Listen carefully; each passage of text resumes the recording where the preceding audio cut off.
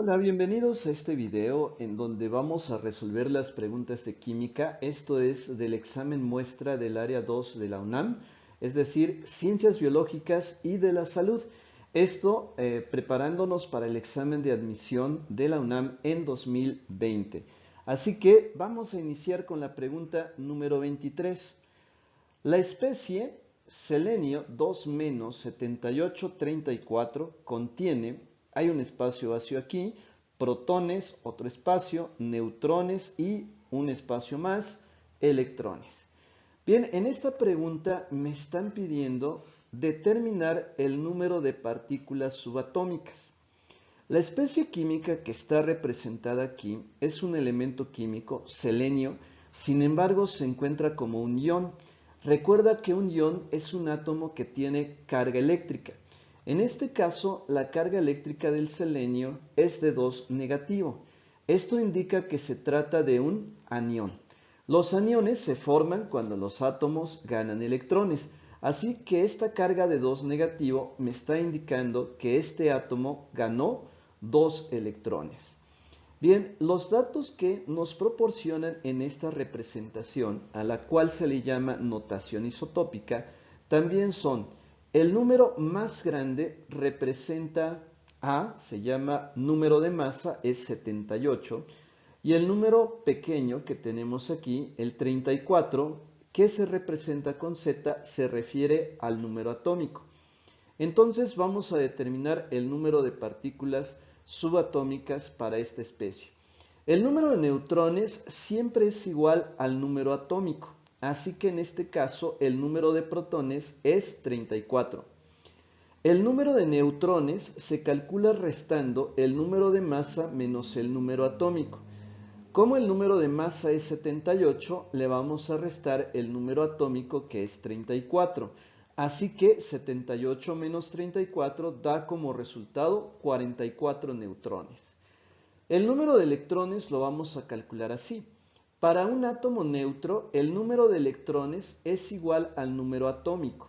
Sin embargo, como aquí tenemos una carga negativa, lo cual nos indica que ganó 2 electrones, al número atómico le vamos a sumar 2. Entonces, si el número atómico es 34, le sumamos los 2 electrones que ganó debido a esta carga, tenemos un total de 36 electrones. Así que la opción correcta a esta pregunta es el inciso B.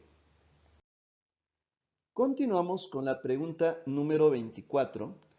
¿Cuántos gramos equivalen a 0.5 mol de ácido fosfórico, cuya fórmula es H3PO4? Bien, para resolver este problema vamos a utilizar la fórmula para el cálculo del número de moles, en donde al número de moles lo vamos a representar con la letra N minúscula, y este número se calcula dividiendo la masa expresada en gramos entre la masa molar de la sustancia medida en gramos sobre mol. En el problema no nos proporcionan el valor de la masa molar, así que lo primero que vamos a hacer es calcular la masa molar. Vamos a utilizar esta tablita. Los elementos que forman el compuesto son hidrógeno, fósforo y oxígeno. La masa atómica de estos elementos, que la obtenemos en la tabla periódica, recuerda que en tu examen vendrá una tabla periódica al final, son para el hidrógeno masa atómica 1, para el fósforo 31 y para el oxígeno es 16. Ahora vamos a multiplicar estas cantidades por el número de átomos de cada elemento, de acuerdo a la fórmula. Recuerda que la fórmula es H3PO4. Entonces tenemos 3 átomos de hidrógeno, tenemos un átomo de fósforo y hay 4 átomos de oxígeno. Así que realizando las multiplicaciones, 1 por 3 es 3, 31 por 1 da 31 y 16 por 4 da 64. Al final sumamos estos resultados parciales. 3 más 31 más 64 obtenemos una masa molar de 98 gramos sobre mol. El problema realmente pide calcular la masa. Sin embargo, vamos a partir de la fórmula del número de moles, donde esto es igual a la masa dividido entre la masa molar, pero vamos a despejar la masa representada como m minúscula. Entonces, la masa molar que está dividiendo la vamos a pasar multiplicando y nos queda así. Masa es igual al número de moles multiplicado por la masa molar. Ahora, considerando los datos que tenemos, donde el número de moles es igual a 0.5 mol y la masa molar que acabamos de calcular es de 98 gramos sobre mol, pues simplemente vamos a sustituir. El número de moles es 0.5 mol, lo multiplicamos por la masa molar que es de 98 gramos sobre mol y entonces 0.5 por 98 obtenemos 49 gramos. Así que la opción correcta es el inciso A. Continuamos con la pregunta 25. Factor estructural que determina el punto de ebullición y la capacidad calorífica característica del agua. Bien, debemos de recordar que el punto de ebullición es la temperatura a la cual un líquido comienza a hervir. Para el caso del agua a nivel del mar, es decir, a una atmósfera de presión, su punto de ebullición es de 100 grados centígrados. Aquí están mencionando también a la capacidad calorífica. La capacidad calorífica es la cantidad de calor necesario para incrementar la temperatura de una sustancia. Bien, en el caso del agua tenemos una estructura molecular muy peculiar. Recordemos que el agua está formada por un átomo de oxígeno y por dos átomos de hidrógeno. Sin embargo, aunque ambos elementos son no metales, tienen diferente electronegatividad. El oxígeno es un átomo más electronegativo que el hidrógeno, y esto hace que el oxígeno adquiera una carga parcial negativa y que cada uno de los hidrógenos adquiera una carga parcial positiva. Debido a esta situación, si tenemos muchas moléculas de agua, se van a presentar fuerzas de atracción entre las moléculas. El hidrógeno con carga eléctrica positiva de una molécula de agua va a ser atraído por el oxígeno con una carga parcial negativa de otra molécula de agua. Esta fuerza de atracción la estoy representando aquí con una línea discontinua en color rojo. Entonces, en la parte de abajo observamos la misma situación. Este oxígeno va a atraer a este hidrógeno, el mismo oxígeno atrae a este hidrógeno, debido a que tenemos cargas electrostáticas con signo contrario. Bien, en una sola gota de agua, por ejemplo, podemos tener muchísimas moléculas de agua y también vamos a tener un montón de fuerzas de atracción como estas. Estas fuerzas se llaman puentes de hidrógeno. Estos puentes de hidrógeno son los responsables de que las moléculas de agua se mantengan muy unidas. Y eso hace que el punto de ebullición del agua realmente sea elevado. Entonces, recuerda que en el punto de ebullición el líquido se comienza a transformar en un vapor. Y para que se transforme en vapor, las moléculas se deben de estar desprendiendo, separando. Entonces, los puentes de hidrógeno mantienen unidas a las moléculas y evitan que éstas se separen, se desprendan, y se requiere una cantidad de energía muy elevada para lograr convertirlas en vapor. Entonces, este factor estructural o propiedad que hace que el agua tenga un punto de ebullición elevado y también una capacidad calorífica elevada son los puentes de hidrógeno que se presentan entre moléculas de agua que están adyacentes. Así que en esta pregunta la opción correcta es el inciso D. Continuamos con la pregunta número 26. Sustancias que al estar en disolución donan protones. De acuerdo a la teoría ácido-base de Bronsted-Lowry, los ácidos son las sustancias que pueden donar protones. Recuerda que para esta teoría un protón es un átomo de hidrógeno con carga eléctrica positiva. Bien, dentro de estos ácidos podríamos mencionar como ejemplos el ácido clorhídrico, el ion amonio que puede donar un hidrógeno con carga positiva o inclusive también el agua. Ahora, las bases son las sustancias que aceptan protones, es decir, que pueden aceptar un hidrógeno con carga eléctrica positiva.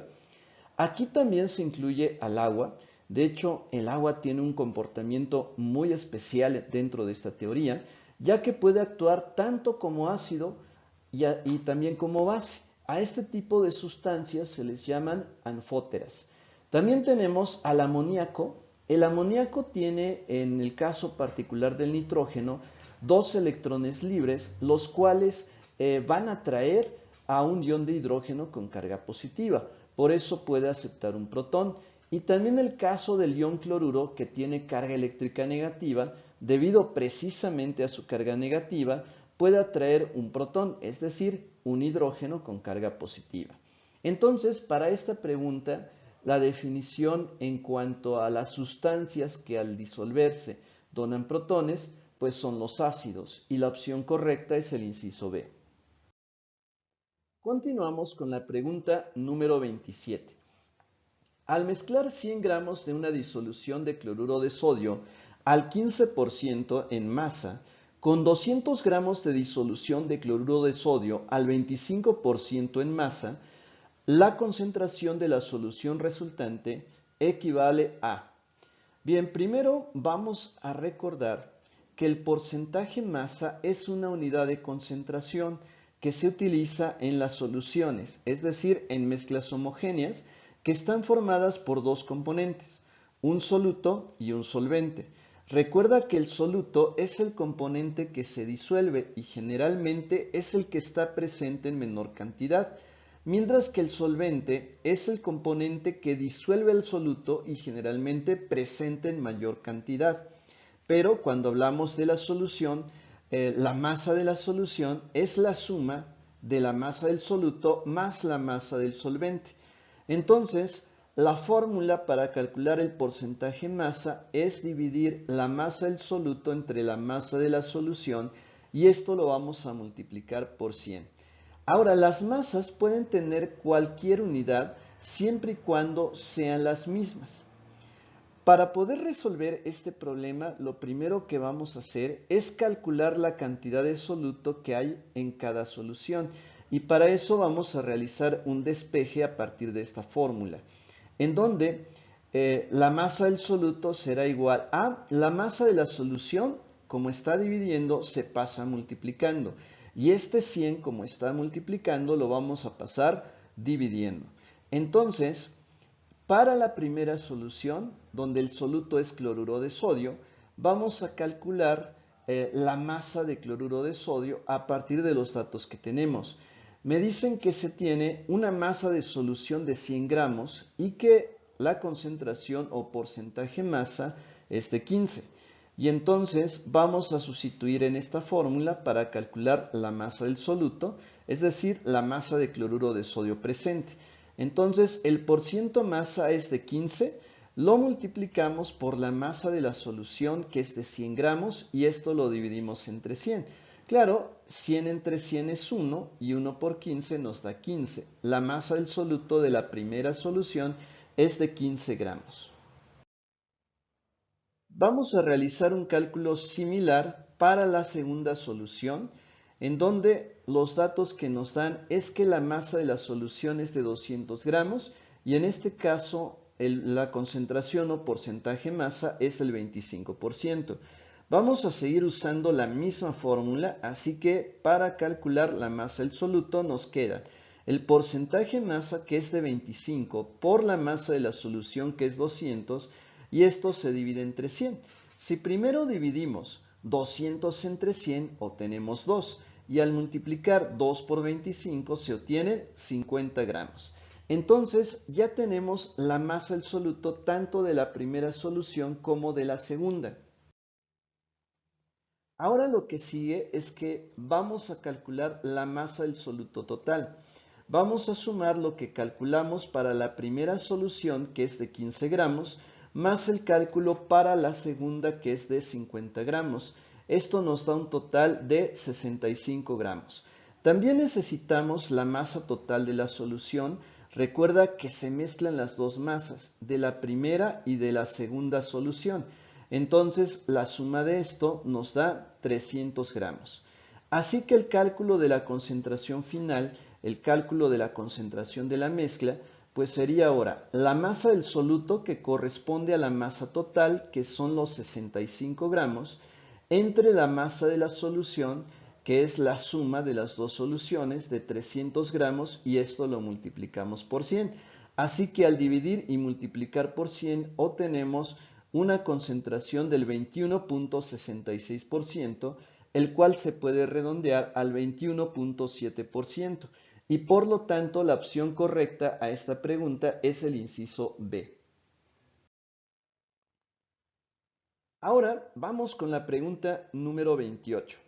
En la siguiente reacción de combustión, los átomos de, hay un espacio, se oxidan y se reducen los átomos de, y tenemos otro espacio. Bien, en esta pregunta nos están pidiendo identificar cuál es el elemento que se oxida y cuál es el elemento que se reduce. Es decir, estamos en el tema de reacciones redox o reacciones de óxido-reducción. Para poder identificar qué elemento se oxida y qué elemento se reduce, primero debemos determinar los números de oxidación de los elementos. Entonces vamos a comenzar por la reacción que nos dan, en donde está el metano y el oxígeno, y esto se está combinando químicamente para dar lugar al dióxido de carbono y al agua, todo en estado gaseoso. En realidad lo que tenemos aquí es una reacción de combustión. Entonces, para determinar los números de oxidación, vamos a hacer lo siguiente. En el caso del metano, donde el carbono y el hidrógeno son ambos elementos no metálicos, el hidrógeno tiene un número de oxidación de +1. Ahora, también recuerda que cuando hay elementos que están sin combinarse con otros, como en el caso del oxígeno, se asume que su número de oxidación es 0. Sin embargo, en el caso del dióxido de carbono, el oxígeno ya está combinado con el carbono. Y recuerda que tanto en los óxidos metálicos como no metálicos, el oxígeno tiene un número de oxidación de -2. En el caso del agua, también el hidrógeno tiene número de oxidación +1 y el oxígeno número de oxidación -2. Sin embargo, todavía nos falta determinar el número de oxidación del carbono. Como hay 4 átomos de hidrógeno, en el caso del metano, vamos a multiplicar 4 por +1 y eso nos da una carga total de +4. Siempre en un compuesto químico, la resta de los números de oxidación tiene que ser 0. Entonces, si la carga total del hidrógeno es +4, para que la resta nos dé 0, implica que el carbono debe de ser -4. En el caso del oxígeno ya no hay nada que hacer, su número de oxidación es 0, pero en el dióxido de carbono sí. Ya mencionamos que el oxígeno, un átomo de oxígeno tiene carga eléctrica de -2, pero aquí hay 2 átomos de oxígeno. Entonces, 2 por -2 da -4, y si la resta tiene que ser 0, entonces el carbono sería +4. En el caso del agua ya tenemos los números de oxidación tanto del hidrógeno como del oxígeno. Bien, para determinar estos números de oxidación podemos recurrir a la tabla periódica y también memorizar aquellos elementos que solo presenten un número de oxidación, como es el caso del hidrógeno, en donde en la mayoría de los casos presenta número de oxidación de +1, a excepción de los hidruros, que es cuando el hidrógeno se combina con un metal. En ese tipo de compuestos el hidrógeno tiene número de oxidación -1, pero en los demás podemos asumir que es +1. También el caso del oxígeno, el oxígeno pertenece a la familia 6A de la tabla periódica, pero el oxígeno solo presenta un número de oxidación, -2. También hay una excepción cuando el oxígeno forma unos compuestos que se llaman peróxidos, en donde el oxígeno tiene número de oxidación -1, como en el caso del peróxido de hidrógeno, cuya fórmula es H2O2. Bueno, para esta reacción química en particular, ya determinamos los números de oxidación. Ahora vamos a ver qué elementos están cambiando número de oxidación. Y uno de ellos es el carbono, que en un principio tiene número de oxidación -4 y después se transforma en carbono con número de oxidación +4. Así que estamos notando que su número de oxidación aumentó. Ese aumento en el número de oxidación indica que el carbono se oxida, es decir, que el átomo de carbono perdió electrones. Y también recuerda que el elemento que se oxida actúa como agente reductor. En el caso del oxígeno, al principio su número de oxidación era 0, pero en los productos ahora presenta un número de oxidación de -2 para cada átomo de oxígeno. Entonces observamos que el número de oxidación disminuyó al pasar de 0 a -2. Si el número de oxidación disminuye, entonces podemos afirmar que el oxígeno se reduce. Y si se está reduciendo, está ganando electrones. También podemos afirmar que los elementos que se reducen actúan como agentes oxidantes. Entonces, en esta pregunta ya podemos afirmar en la siguiente reacción de combustión, los átomos de carbono se oxidan y se reducen los átomos de oxígeno. Entonces, la opción correcta es el inciso D. Llegamos a la pregunta número 29. ¿Cuál de las siguientes reacciones químicas favorece la formación de la lluvia ácida? Bien, la lluvia ácida es un problema de contaminación del aire y esta se produce debido al contenido de ácido sulfúrico o de ácido nítrico en el agua de lluvia. Estas dos sustancias, estos dos ácidos, se pueden formar en el aire debido a la reacción química de la humedad que hay en el aire, es decir, del agua, con óxidos de azufre en el caso del ácido sulfúrico y con óxidos de nitrógeno en el caso del ácido nítrico. Entonces, lo que buscamos en las opciones de respuesta es una reacción química en donde se esté produciendo o ácido sulfúrico o ácido nítrico. Y bueno, eso lo encontramos en la opción B, en donde se muestra la combinación del trióxido de azufre que al reaccionar con el agua se produce ácido sulfúrico cuya fórmula es H2SO4. Ahora aquí hago una aclaración, porque en el examen muestra hay un error. En lugar de que la fórmula sea H2SO4, colocaron como fórmula H2CO4, lo cual es incorrecto porque C es el carbono y no podemos tener carbono en los productos si no hay carbono en los reactivos, porque esto estaría incumpliendo la ley de la conservación de la materia. Entonces, en esta pregunta hay que corregir la opción B. El producto no es este, sino que el producto es ácido sulfúrico, así que la opción correcta es el inciso B.